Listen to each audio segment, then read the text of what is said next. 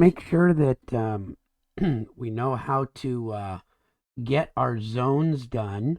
You'll see that I just made a zone schedule, and there is a default zone in there somewhere for some reason. Don't know why. Yours might have other ones. I've gone through and I've eliminated a bunch of stuff. But let's go ahead and create a new zone. So that's from analyze. Now I have to have spaces created. If I don't have spaces, it's hard to make zones. So I'm going to make a new zone, and I'm going to have this add spaces done, and I'm going to click on the spaces that make up that zone.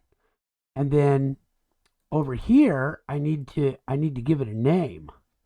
That just says zone 7. So I've somewhere along the line, 6 of them have already been made. Maybe I deleted them or whatever, but it keeps track. But I'm going to call this zone lobby. I just type that into the name so it's easier for me to figure out.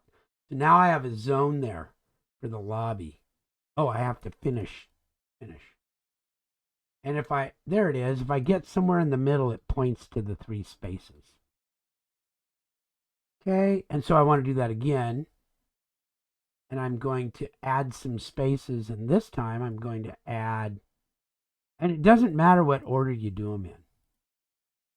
Now I've got all of those ones done, and this one I'm going to call zone admin. So I'm giving them names here when I make it so that if there are a bunch of them in there, I know what they are. And then I got to do my last one, zone, add the spaces. There's a space. So you have to have spaces made first. And this one is zone, and I called it MFG for manufacturing. Apply. Let's see what my zone schedule looks like. And there it is. Those are done. Now, if I want to eliminate this one, I think I can, but maybe that's in there already. Maybe I can't get rid of the default zone. But I got them. They're there. So let me go ahead and finish that one. And there we go. And so I can filter it out if I don't want to see it. Filter by name equals default. Let's see if that does something. Oh no, I got to do does not equal default. Does not equal default. There we go. And you know how to format these so they all look good and the appearance is right, and you can work with those, and if you need some help you can let me know. So that's how I got my zones, and I can make a little thing of that. Okay, so once I've done that, let me finish this up. Let me come back to here. And so I would save this, but now I want to make sure, remember that I have to go to these energy settings, and I have to say to use building elements. That's really important. Use building elements. Because I don't have all these masses. And I could use rooms and spaces, but that's going to be at the wrong level. I want to use these zones that I did. Okay, so there we go. And now I can go ahead and set my location, create my zones, which I've done.